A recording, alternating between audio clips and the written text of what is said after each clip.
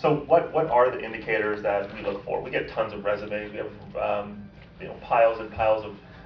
Yeah, way to go, Grant. Yeah. That's this guy right here. I have no idea who that is, so we're just going to go ahead and silence them. We have piles and piles of resumes sitting on our desks. What do we look for to indicate who we call? LinkedIn has millions of people. Right. I mean, there are millions of people everywhere, right? Right now, the challenge is who do you call?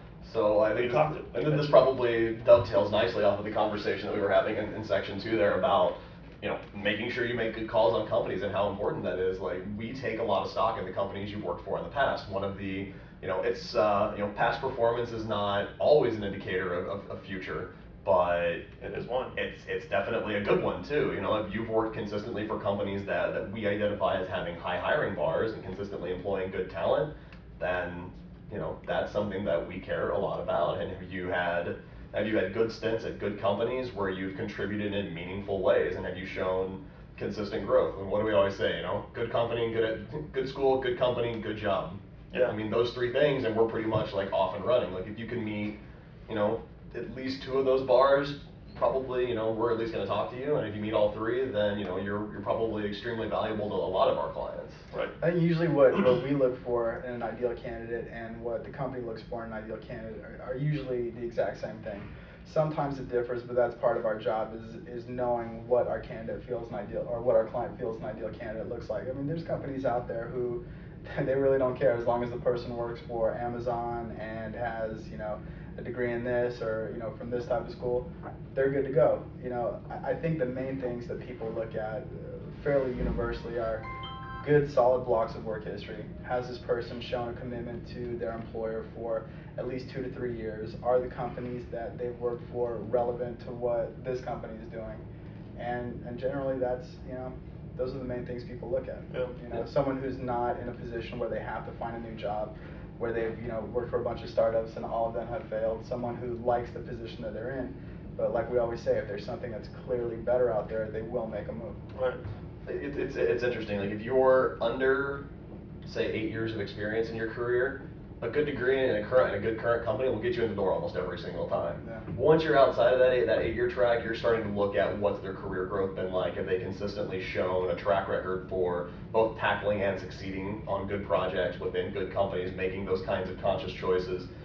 Probably whenever you're under that 8-year track, you get a little bit more leeway. Like, you can probably have worked for like one iffy company as long as there's one really good one still on your resume, right, and you've got that good education to back it up. And we've made that argument just that it's a general, it's as close as we can on a sheet of paper for like a good overall measure of intelligence, right, like just raw smarts. Well, the thing that amazes me is when companies will look at a candidate who's got 15 to 20 years worth of amazing experience, and then they say, well, he doesn't have a degree, so we're going to take a pass. Exactly. I mean, what someone, if you have a 40-year-old guy who's got 20 years of extremely solid work history, whatever decisions he made when he was 20 or 21 years old, whether to continue education or not continue it, they just seem to be irrelevant. I would say to an extent it is, and the only little asterisk I'll put next to that is has he shown consistent career growth? Right. If he started as a junior engineer and then moved up to senior, and then when wherever he decided to take his career track is less relevant than has he consistently shown growth? Has he shown improving responsibility? And I think for a candidate like that, once you get outside of kind of that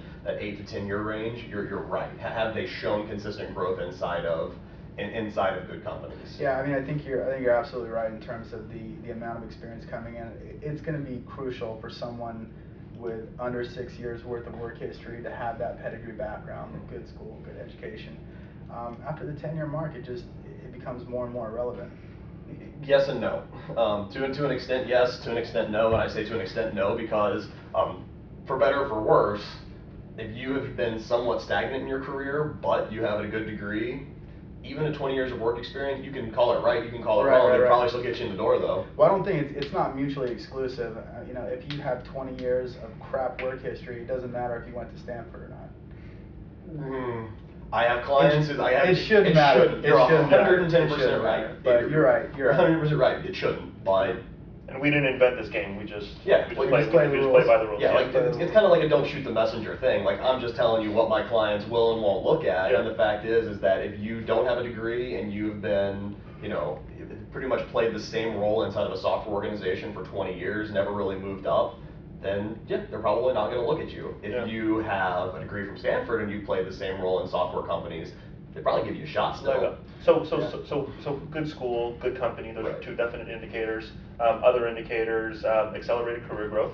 Yeah. Someone that has grown to principal level in 5 years, whereas it takes everyone else 8 years. Right. That says something, right? Definitely. Accelerated career growth. So don't stagnate, take advantage of job opportunities that could help to accelerate your career. What's our first phone call to anyone? Would you be willing to consider a job opportunity if it were to help accelerate your career? Right. The answer should be, hell yeah, I would. Yeah. Why wouldn't you? I think that can be a double-edged sword, though. I've had companies who look at candidates who've been promoted to director level after 5 or 6 years, and it's not that they don't get the impression that this guy is amazing and that's why he got promoted. A lot of times they'll think, well, the company may have just had a lower bar, so when he's applying for director level positions in another company, it's like he doesn't have the experience for it. Whatever company promoted him on that level just didn't have a high enough And bar. director to startup is different than director at Microsoft or Amazon, so Right. levels aren't necessarily level to other levels. Right. So I would say titles don't matter, responsibility does. Yeah. If you went from, your first job you owned, you were working on a team that built, a relatively important project, good start. Your next step was you owned and drove a very crucial piece of that project. You made a switch to the next company where you were really driving a major initiative for them.